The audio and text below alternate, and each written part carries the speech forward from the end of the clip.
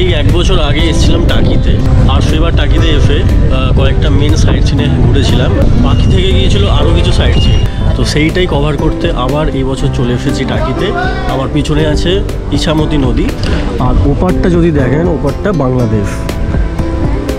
এই হলো পুরো টাকি। তো আজকে সারাদিন এই টাকিতে ঘুরবো আর এখানকার কয়েকটা সাইট সিন কভার করব। তো এই ভিডিওটা কিন্তু আপনাদের সাথে একদম প্রথম থেকে শুরু করছি, আমার জার্নিটা শুরু হওয়া থেকে। তো চলুন ভিডিওটা শুরু করা যাক। সকাল সকাল চলে এসেছি শিয়ালদা। এখন হাঁটা পথে চলেছি স্টেশনের দিকে। এটা হলো শিয়ালদা মেট্রো স্টেশন, আর সামনের দিকে সকালের হালকা রোদে বিশাল স্টেশনটার ভিউ দারুণ লাগছে।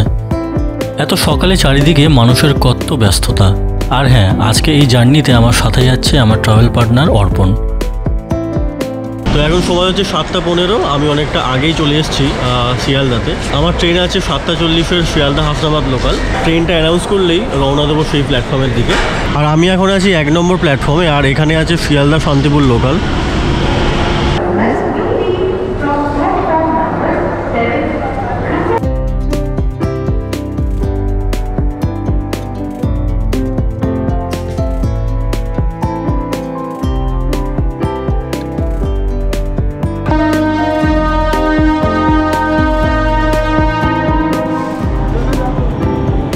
হচ্ছে 7:28, চলে এসেছে শিয়ালদা হাসনাবাদ লোকাল, এই যে আমার সামনে। এবার চটপট ট্রেনে উঠে পড়ি, আর যদি ভেতরটা দেখাই, এই হলো হাসনাবাদ লোকাল। এখন ট্রেন ফাঁকাই আছে।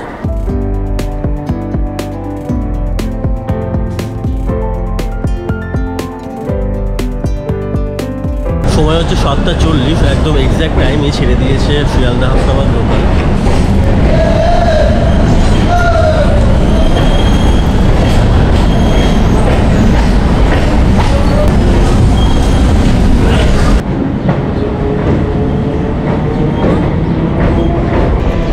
শিয়ালদা ছেড়ে ট্রেন এবার স্পিডটা নিচ্ছে।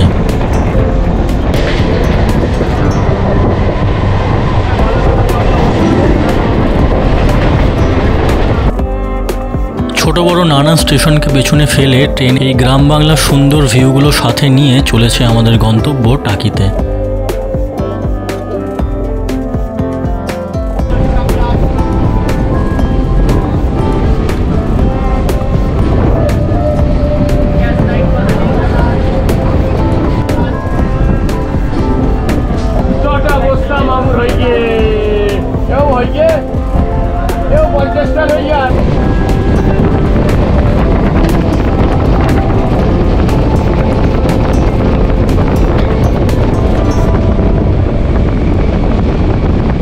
এখন সময় হচ্ছে 9:30। ট্রেন প্রায় 64 কিলোমিটার জার্নি করে আসলো বসিরহাট।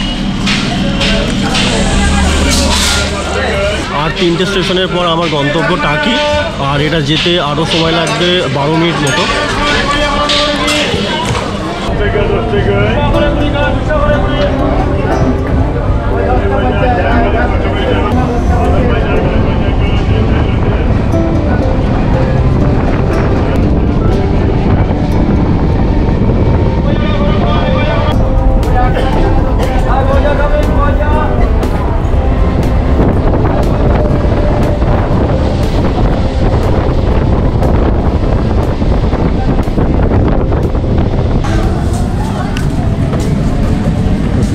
সময় হচ্ছে 9:46, এসে পৌঁছালাম টাকি। ট্রেন প্রায় 3 মিনিট লেট ছিল। যাই হোক, এবার টোটো নিতে হবে। আর এই হলো টাকি রোড স্টেশন।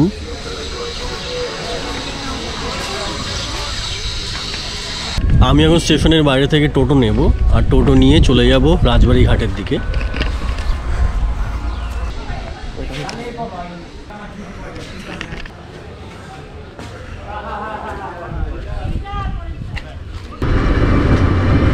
রাজবাড়ি ঘাটে যাওয়ার টোটো ভাড়া 20 টাকা।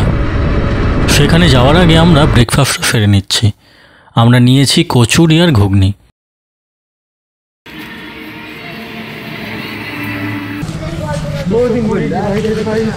সকালের খাওয়া দাওয়া কমপ্লিট, এবার চলে এসেছি রাজবাড়ি ঘাটে। তো এখান থেকেই আমরা টোটো নেব, দেখি কীরকম কী রেট আছে।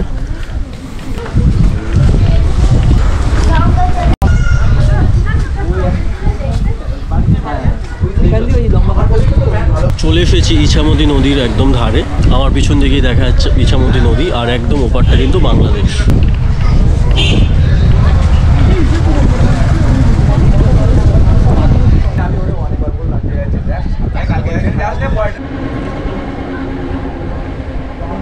আপনার টাকিতে আসলে স্টেশন থেকে বেরিয়ে টোটো ধরে সোজা চলে আসবেন রাজবাড়ি ঘাটে। এখানে টোটোগুলো বুক করে আপনারা এখান থেকে বুক করতে পারেন কিন্তু সাইট সিনের জন্য। আর এখানে একটা সাইট সিনের চার্ট আছে, আপনাদের সেটা দেখাই।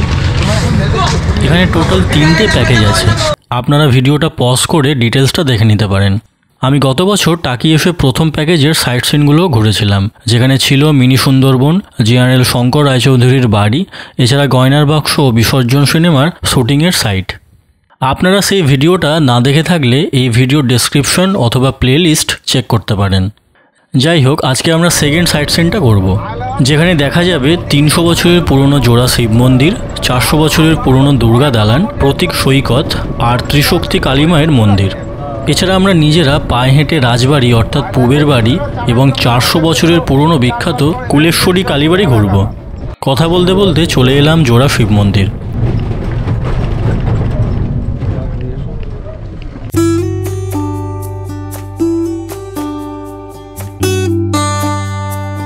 এই জোড়া শিব মন্দির প্রায় 300 বছরের পুরনো। মন্দিরের সামনে আছে এই সুবিশাল পুকুরটি।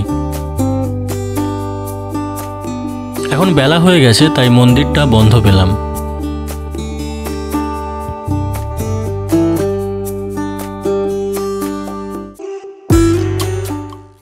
যাই হোক, এবার চলে যাচ্ছি ঘোষবাড়ির দুর্গা দালানে। যাওয়ার পথে পাশে দেখা যাচ্ছে টাকি গভর্নমেন্ট হাই স্কুল।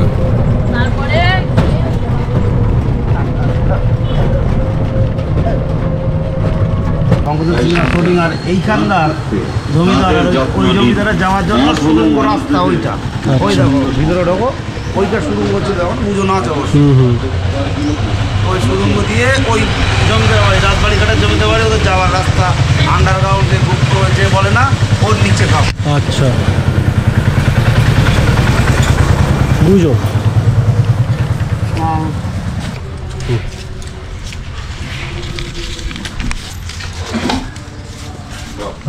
কোন কোন সিনেমার শুটিং হয়েছে এটা তো ইয়েছে, এইখানে লেখা শঙ্কর সিং আসাদের কোনটা লোকাল ভূমিকন্যা সব এখানে, এই জায়গায় লেখা আছে ওইটা কত সালে এসেছিলেন এটা। এই দুর্গা দালানে বিভিন্ন বাংলা সিনেমার শুটিং হয়েছিল, সেটাই এখানে লেখা আছে। একদম ওই যেখান থেকে উঠলে না তোমরা, ওইখানে ওইটা হচ্ছে যে ওইটা তো রাজবাড়ি ঘাট, ওখান কাছে রাজবাড়ি এর তলা দিয়ে যাতায়াত ছিল, তারপর আন্ডারগ্রাউন্ড টাউন সবের তলা আমরা ঢুকেছি ছোটোবেলা, বন্ধ। এই সুড়ঙ্গ দিয়ে টাকি পূবের রাজবাড়িতে যাতায়াত করা যেত, আমরা যেখানে পরে যাব। এছাড়া নেতাজি সুভাষচন্দ্র বসু যখন টাকিতে এসেছিলেন সিক্রেট মিটিংয়ে, তখন তিনি এই সুড়ঙ্গ পথ ব্যবহার করেছিলেন।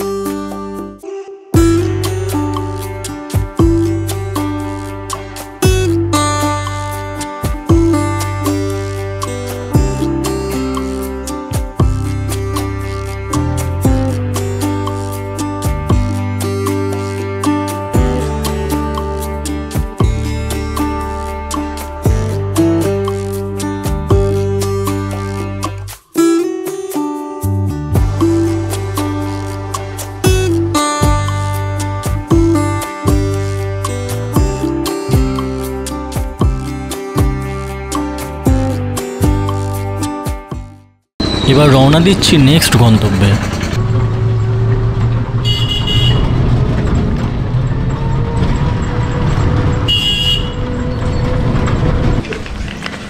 তো এবার চলে আসলাম টাকি পিকনিক স্পটে, টাকি প্রতীক সৈকত।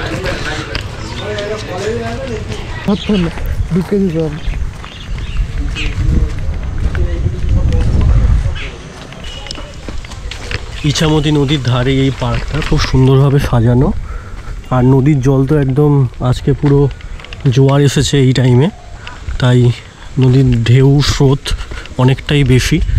এইখানে কয়েকটা এরকম টাওয়ার করা আছে, পরপর এরকম লাইন দিয়ে পরপর টাওয়ার করা আছে, আর সামনেটা ইছামতি নদী।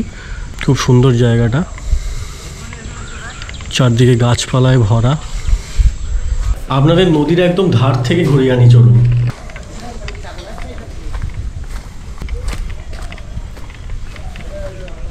এই হলো ইছামতি নদী, আর দূরে দেখা যাচ্ছে বাংলাদেশ। ভাবা যায় বাংলাদেশের কত কাছাকাছি চলে এসেছি, ওই যে দূরে। আর এই ইছামতি নদী।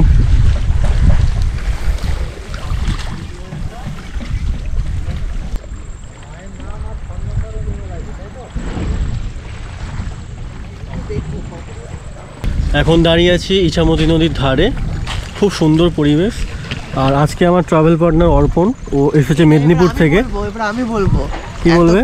এতক্ষণ আমাকে একবারও ভিডিওতে নেয়নি, প্রথম থেকে হচ্ছে ভিডিও যখন থেকে করেছে তখন থেকে শুধু বলে যাচ্ছে যে হচ্ছে মানে আমার নামে বদনাম করার আগে। বদনাম না, গলা আটকে গেল। তখন থেকে তুমি ট্রেন থেকে নামার পর থেকে বলে যাচ্ছে যে হচ্ছে আমি এসেছি, আমি আজকে টাকি এসেছি, আমি আজকে টাকি এসেছি, মানে আমরা এসেছি সেটা একবারও বলেনি। হাই করে দাও ক্যামেরাতে, হাই। হ্যালো। তো বন্ধুরা, এখানে একটা কারেকশন করার আছে। এই জায়গাটার নাম প্রতীপ সৈকত, নট প্রতীক সৈকত। এটা ঘোরা হয়ে গেল, এবার যাওয়া যাক নেক্সট ডেস্টিনেশনে।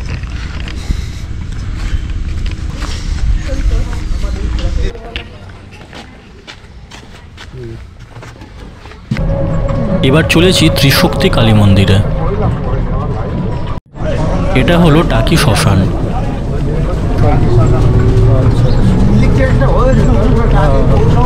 চলে এসেছি ত্রিশক্তি কালী মন্দির।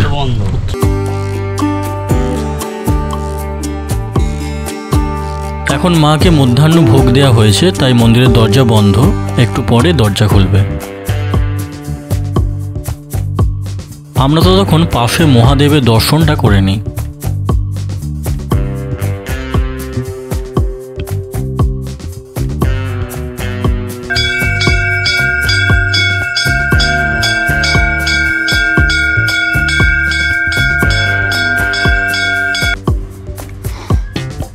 এখানে মাঝে অধিষ্ঠিত আছেন মাতা কুলেশ্বরী, বাঁ দিকে আছেন ভদ্রকালী অথবা নীল সরস্বতী এবং ডান দিকে আছেন মা বগলা। এই মন্দিরের পুরোহিত এখানের ইতিহাস তথা অধিষ্ঠিত দেবীদের সম্বন্ধে নানান তথ্য দিয়েছেন, যেটি এর পরের ভিডিওতে আপনাদের সাথে আমি শেয়ার করব। আর তার জন্য চ্যানেলটি ফলো অথবা সাবস্ক্রাইব করে রাখতে পারেন। এর পরের সাইট সিন ছিল টাকি ইকো পার্ক, কিন্তু সেটা আমরা স্কিপ করলাম।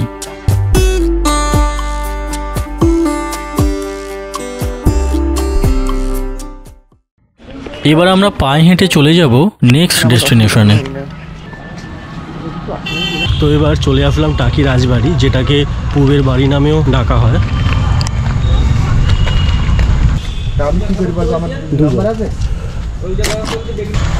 যাই করুক না কেন, কখন আদুল ধর কথা নয়। আমি কালকে তাই বলি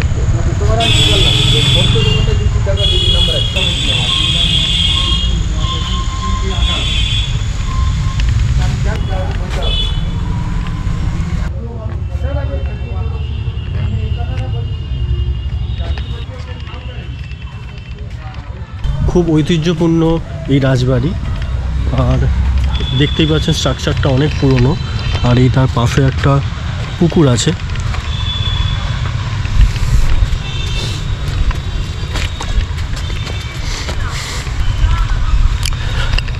আর পুকুরটা ভালো করে দেখাই, বসার জায়গাগুলো দেখুন, সেই প্রাচীনকালের কি সুন্দর ডিজাইনের।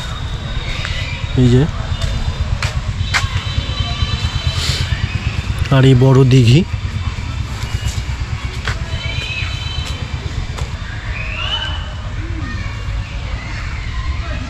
আর এই পূবের রাজবাড়িটা খুব সুন্দরভাবে সাজিয়েছে দেখুন, যেহেতু এখানে দুর্গাপুজো হয় আর এটা টাকির অন্যতম ট্যুরিস্ট অ্যাট্রাকশন, সেই কারণে খুব ভালোভাবে সাজানো। এই হলো টাকির বিখ্যাত রাজবাড়ি। এই দুর্গা দালানেই খুব সুন্দরভাবে দুর্গাপুজো অনুষ্ঠিত হয়। যদি পারেন দুর্গাপুজোর সময় একবার ঘুরে যাবেন। টাকিতে রায়চৌধুরী পরিবারের পুরনো বসতবাড়ি নদীগর্ভে ভেঙে পড়লে পরিবারের সদস্য সূর্যকান্ত রায়চৌধুরী এই বাড়ির নির্মাণ করেন, যা পূবের বাড়ি নামে পরিচিত। মোঘল যুগে যশোরে প্রতাপাদিত্যের শাসনকালে জমিদার ভবানী দাস রায়চৌধুরীর নাম পাওয়া যায়। ইনি ছিলেন এই রায়চৌধুরী জমিদার বংশের আদিপুরুষ। পরবর্তীকালে তার বংশধরেরা 4 শরিকে বিভক্ত হয়ে জমিদারি করেছেন এবং তাদের বসতবাড়ি ছিল মুন্সিবাড়ি, উত্তরের বাড়ি, পশ্চিমের বাড়ি এবং এই পূবের বাড়ি। এক সময় এই বাড়িতে দুর্গাপুজোয় 108টি পাঁঠা এবং 1টি মহিষ বলি দেওয়া হতো। সময়ের সাথে সাথে তা কমে গিয়ে পরবর্তীকালে 1টি পাঁঠা বলি দেওয়া হতো। 2017 সালে শেষবারের মতো বলি দেওয়া হয়। তারপর পশু বলি প্রথা বন্ধ হওয়াতে এখন অষ্টমীর সন্ধ্যা পুজোয় চাল কুমড়ো বলি দেওয়া হয় এই হাঁড়িকাঠে। এবার রাজবাড়ির ভিতরটা দেখাই। বেশিরভাগ অংশই ভগ্ন, কিন্তু যেটুকু অবশিষ্ট আছে ভালোভাবে রক্ষণাবেক্ষণ করা হয়েছে।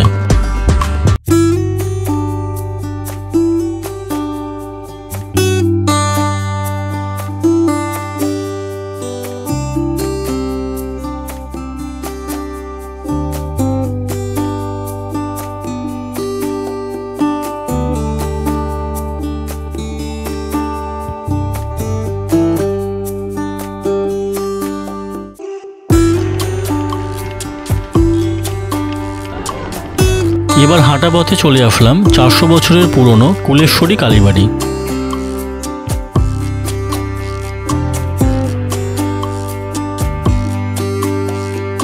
একটু আগে যে ত্রিশক্তি কালী মন্দিরে গিয়েছিলাম, সেখানের প্রতিষ্ঠাতা সদানন্দ গিরি মহারাজ আগে এখানে মায়ের উপাসনা করতেন। পরবর্তীকালে তার আধ্যাত্মিক সাধনা নিরিবিলিতে করার জন্য তিনি ত্রিশক্তি কালী মন্দির নির্মাণ করেছিলেন।